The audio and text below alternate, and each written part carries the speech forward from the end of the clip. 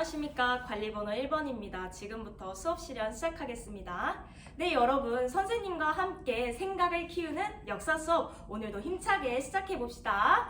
그래서 오늘 배울 학습 주제 다 같이 읽어보면서 오늘 수업 시작할게요. 맞습니다. 통일정부 수립운동에 대해서 배울 거고요. 오늘 여러분들이 이 수업을 통해서 반드시 배워야 할 핵심 아이디어는 역사적 맥락입니다. 그래서 통일정부 수립운동이 왜 일어났을지 이 역사적인 맥락을 고려해보면서 생각해보는 것이에요.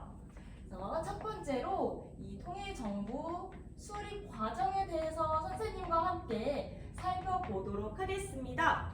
자, 이 운동이 일어나게 된 배경을 한번 생각해 볼게요. 우리 지난 시간에 모스크바 삼국 외상회의에 대해서 배웠었는데요. 그쵸? 자, 이 모스크바 삼국 외상회의로 인해서 개최되었었던 회의의 이름이 뭐였었죠, 여러분? 어려울 수 있어요. 자, 그러면 교과서를 통해서 한번 찾아서 말해줄 친구 있을까요? 우리 규현이. 맞아요. 미소공의였었죠. 이 통일정부 수립운동은 바로 이 미소공의와 관련돼 있습니다. 그래서 미소공의가 개최되었는데 결국 미국과 소련이 의견을 협의점을 못 찾고 결렬돼 버렸어요. 그래서 이 미소공의의 이 결렬은 특히 이 미국과 소련 간의 냉전이라고 하는 대립 속에서 일어나게 되었었던 것이죠.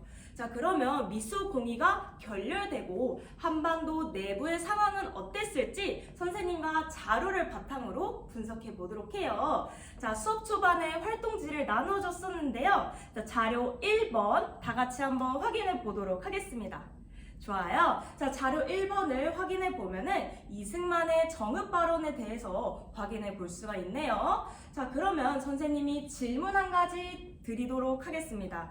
자, 이 이승만이 주장하고자 했었던 핵심적인 내용은 무엇일지.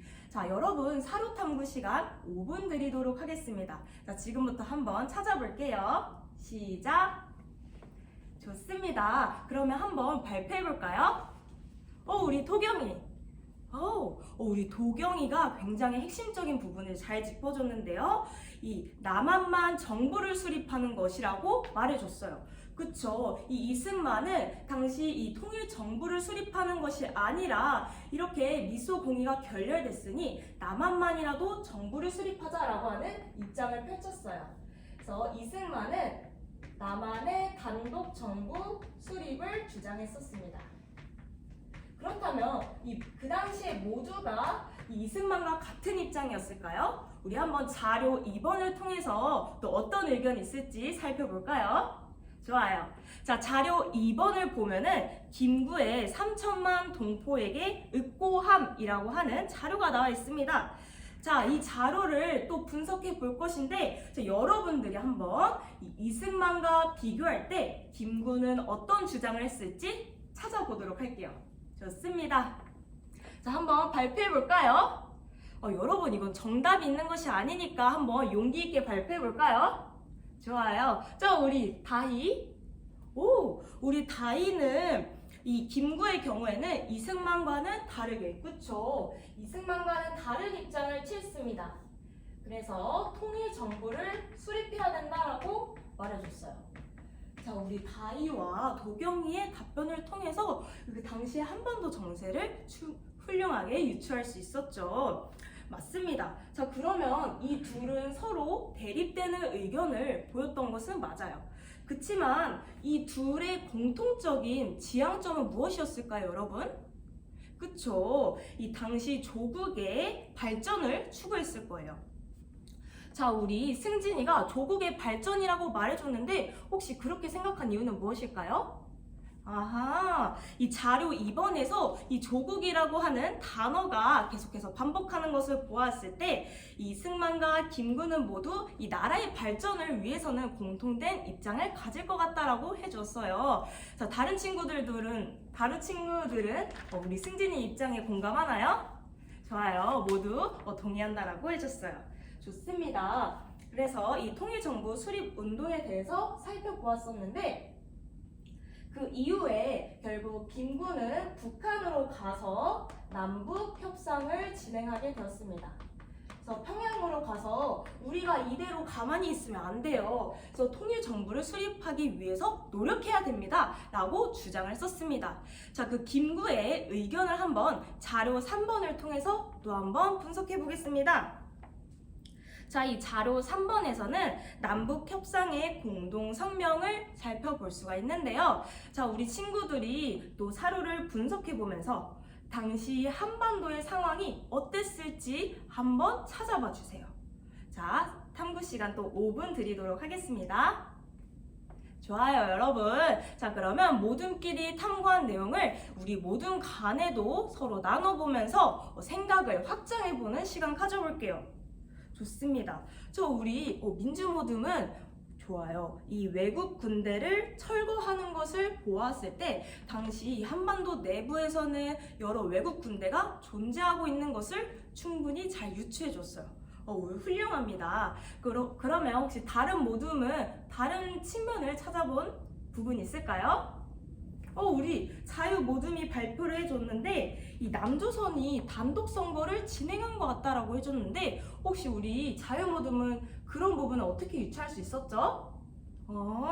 이 자료 3번에 4를 확인해 보면은 그 당시에 남조선의 단독 선거 결과가 이미 나왔고 그것을 승인하지 않을 것이다 라고 하는 구절을 통해서 그쵸. 그 당시에 이 5.10 총선거를 진행함으로써 이 남조선이 단독 선거를 진행하고 있었던 상황을 유추해 줬습니다. 좋습니다. 저희가 이렇게 통일정부의 수립운동 배경과 그 전개 과정까지 살펴보면서 선생님과 학습 목표 첫 번째를 달성했습니다. 자, 그러면 1948년에 이 5.10 총선거가 진행이 되고 이 제주 4.3 사건이 발생하게 되었습니다. 이번에는 한번 이 제주 4.3 사건의 전개 과정을 살펴보도록 할게요. 자, 활동지 자료 4번을 확인해 볼까요? 좋아요. 자, 이번에는 선생님이 직접 질문을 남기는 것이 아니라 여러분들이 질문을 구성해 보면서 이 질문을 또 만들고 그 질문을 다른 모든 간에 나눠보면서 생각을 더 확장해보는 시간을 가져볼게요. 그래서 이 자료 4번을 5분간 읽어보고 또 이 사료를 통해서 핵심적으로 알 수 있는 부분 혹은 궁금한 부분을 질문을 만들어서 한번 공유해주세요. 좋습니다. 자, 여러분 1분 정도 남았으니까 활동 천천히 마무리해주세요. 한번 발표해 볼 친구 있을까요? 우리 주홍이 같은 경우에는 그 당시에 군중과 경찰관이 왜 충돌했나요? 라고 하는 질문을 만들어 줬어요. 자, 그러면 한번 우리 주홍이의 질문에 대해서 발표해 볼 친구 있을까요? 우리 다슬이가 발표해 줬듯이 그 당시에 군중과 경찰이 충돌하게 된 이유는 남한에서 단독 선거에 반대 시위가 일어났기 때문이라고 해줬어요. 우리 다슬이가 그 교과서 내용을 굉장히 꼼꼼하게 잘 읽었나 봐요. 그리고 선생님과 함께 살펴보았었던 그 당시 5.10 총선거라고 하는 오늘 핵심 아이디어인 역사적 맥락까지 고려해주면서 사료를 훌륭하게 탐구해줬어요. 좋습니다. 자, 그러면 자료 5번을 통해서 이 제주 4.3 사건에 대해서 구체적으로 알아가 보도록 할게요. 이 제주 4.3 사건은 결국은 많은 민간인들이 희생당하게 되었고 그 당시에 진실이 밝혀지지 않은 채 묻혀버리게 되었거든요. 그치만 이 자료 5번을 보면은 2022년에 개정된 법의 조약을 살펴볼 수가 있는데요. 이 민간인들의 학살이 묻혀졌던 반면에 이후에 후대로 와서 어떤 평가가 내려졌을지를 한번 비교해 보도록 합시다. 자, 자료 5번을 또 분석해 볼 시간 5분 드리도록 할게요. 좋아요. 자, 한번 발표해 볼까요? 우리 가영이. 그쵸. 우리 가영이가 잘 말해준 것처럼 이전에는 이 기억이 은폐되고 학살되었던 반면에 이러한 법들을 개정함으로써 특별 법들을 만듦으로써 이제 이런 기억들이 다시 재생되고 우리 삶 속에 드러나게 되었던 측면을 살펴볼 수가 있어요. 우리 가영이는 어떤 부분을 통해 이런 생각을 유추할 수 있었죠? 그쵸. 8조에서 이 제주 4.3 사건에 대해서 자유롭게 증언할 수 있고 또 어떠한 불이익이라든지 부당한 처우를 희생자들이 받지 않는다라고 하는 이러한 조항을 통해서 이 제주 4.3 사건을 다시 기억하고자 했었던 우리 현재의 노력을 확인해 볼 수가 있습니다. 자, 여러분들이 오늘 사료탐구 시간을 하면서 우리 매번 사료탐구를 진행했는데 특히 이번 시간에는 더욱더 협력적이고 그런 존중하는 모습을 확인해 볼 수가 있었어요. 그래서 공감과 상호 협력의 태도를 통해서 여러분들이 훨씬 더 이 역사를 탐구하는 자세가 한층 성장된 것 같아요. 좋아요. 자, 우리 오늘 수업은 블록 타임제로 진행이 되잖아요. 그래서 우리 다음 시간에는 이 응답하라 1819 응답하라 1948 활동을 진행해 볼 건데요. 오늘 다음 시간에 진행해 볼 활동은 바로 이 제주 4.3 사건에 대한 포스터를 만들어 보는 활동입니다. 그래서 여러분들이 이 포스터를 제작해 보면서 평화와 상생의 가치가 무엇일지, 우리 제주 4.3 사건을 기억해야 하는 이유가 무엇일지 한번 탐구를 해보도록 할게요.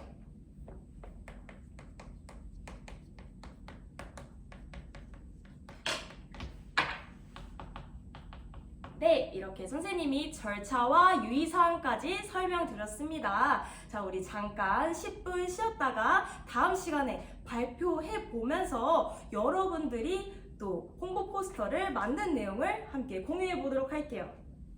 좋습니다. 자, 여러분들 포스터까지 완벽하게 잘 만들어줬어요. 그러면 한번 발표해 볼까요? 자, 우리 친구들이 패들렛을 통해서 또 각자 모둠끼리 만든 내용을 잘 공유해 줬는데, 자, 한번 이 다른 친구들은 어떠한 결과물을 냈을지 살펴보면서 또 잘한 모둠한테는 좋아요 버튼을 눌러볼게요. 좋아요. 선생님이 확인해 보니까 가장 많이 좋아요를 받은 모둠이 우리 자율 모둠이네요. 우리 자율 모둠 같은 경우에는 이 평화와 민권을 찾아라고 하는 주제를 설정해 줬었고, 또 이 선생님이 하트를 많이 받은 이유를 생각해 보니까 포스터를 굉장히 훌륭하게 그려줬어요.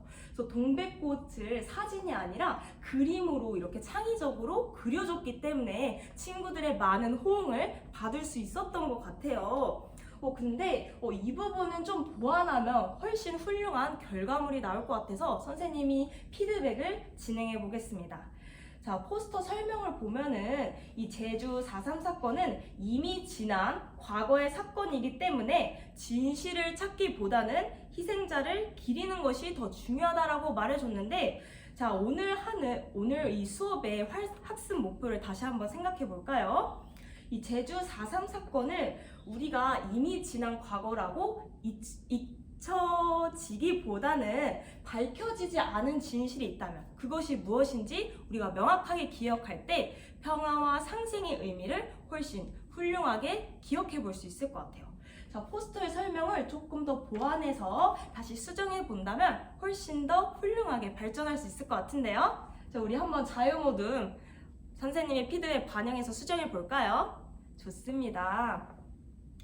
자, 우리가 이 제주 4.3 사건 홍보 포스터를 또 작성을 해보면서 이 당시 이 사건이 발생할 수밖에 없었던 이 역사적 맥락까지 우리가 함께 학습했습니다. 자, 선생님이 질문 한 가지 남겨줄게요.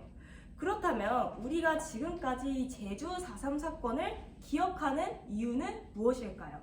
여러분들은 이것을 기억하기 위해서 어떤 노력을 할 수 있을까요? 자, 이 기억을 한번 우리 자율성장 노트에 또 기록해 보면서 생각해 보도록 합시다. 여러분들이 사고 과정을 점검하는 그런 과정은 또 학습을 내면화하고 전이하는 바탕이 될 것이에요. 좋습니다. 네, 이상 수업 실험 마치도록 하겠습니다.